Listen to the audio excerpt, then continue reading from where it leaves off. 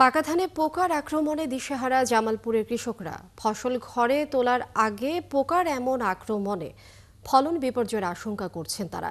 তবে কৃষি বিভাগ বলছে এ অবস্থা থেকে উত্তরণে কৃষকদের সব ধরনের সহযোগিতা করা হচ্ছে। আনসারি সুমনের তথ্য ছবিতে প্রতিবেদন। কয়েকদিন আগেও জামালপুরের সদর উপজেলার হামিদপুর গ্রামের মাঠ জুড়ে ছিল সোনালী ধানে ভরা। ধীরে ধীরে ধান পাকতে থাকে, সাথে শুরু হয় কারেন্ট পোকার আক্রমণ।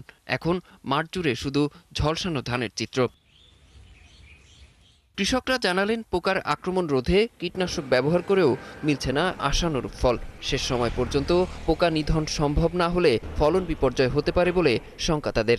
একবারে 3-4 করে বীজ দিতেছি, তারপরে কোনো পোকা ঠোকা ছাড়তেছে না, তাহলে তো আবাদের পক্ষে কৃষকের আবাদ করা সম্ভব হইতেছে না। বীজ দিলাম, ছাড়লো না, মেলা ব্যয় আপনার খরচ হইলো।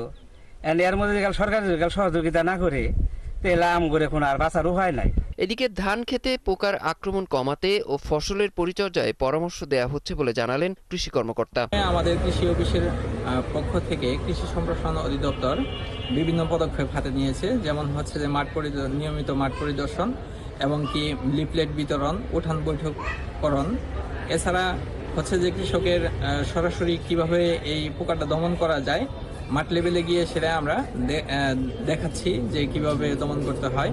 এর জন্য হচ্ছে যে পানি ছেড়ে দেওয়া, বিলি কেটে দেওয়া, তো এরকম কাজগুলা আমরা কৃষকদের করাচ্ছি। এবছর জেলায় রোপা আমন ধানের আবাদ হয়েছে 1,29,000 হেক্টর জমিতে। অরিসুল ইসলাম, 71। দর্শক, এই বিষয়ে বিস্তারিত আমরা জানবো। আমাদের সাথে এই মুহূর্তে যুক্ত হচ্ছেন সহকর্মী আনসারি সুমন। সুমন, কীটনাশক ব্যবহার করা হচ্ছে, তবুও পাকা ধানে পোকার আক্রমণ বন্ধ হচ্ছে না। এই অবস্থা থেকে উত্তরণে কি উদ্যোগ নিয়েছেন কৃষি কর্মকর্তারা, একটু জানাবেন আমাদের। ধন্যবাদ লিমিয়া।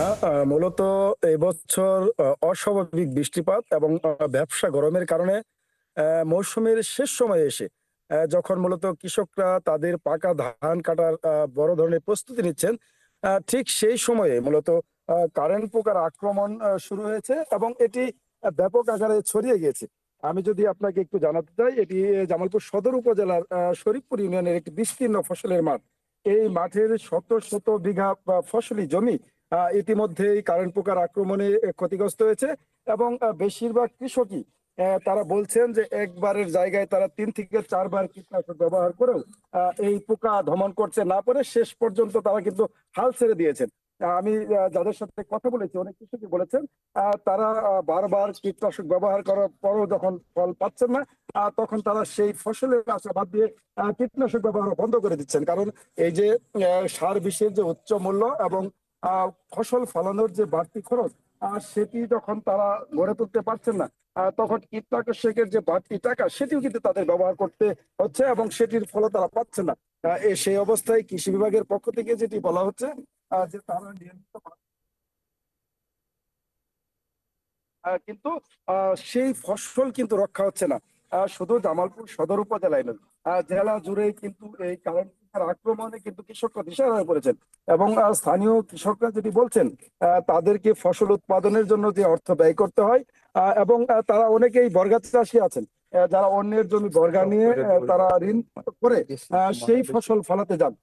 সেই ফসল যখন নষ্ট হয়ে যায়, তখন কিন্তু সেই কৃষকদের আর কোনো পথ থাকে না। যদিও কৃষি বিভাগ বলছে যে যদি কখনোই ফসলের বড় ধরনের ক্ষতি হয়, সেই সমস্ত কৃষকদের কিন্তু একটি তালিকা করা হয় এবং সেই তালিকা অনুযায়ী তাদের নানা ধরনের সহায়তা দেওয়া হয়। কৃষকরাও সেই দাবিটি জানিয়েছেন, যারা ফসলে ক্ষতিগ্রস্ত হচ্ছেন তাদের জন্য দ্রুত ক্ষতিপূরণের ব্যবস্থা করা হয়। লিমিয়া। আনসারি সুমন, এ বিষয়ে আরো তথ্য আমরা নিশ্চয় জানবো পরবর্তী সংবাদ সংযোগে। আপনি যুক্ত থাকুন আমাদের সঙ্গে। দর্শক, জামালপুর থেকে সহকর্মী আনসারি সুমন যুক্ত ছিলেন এবং তিনি জানাচ্ছিলেন সেখানকার বিস্তারিত।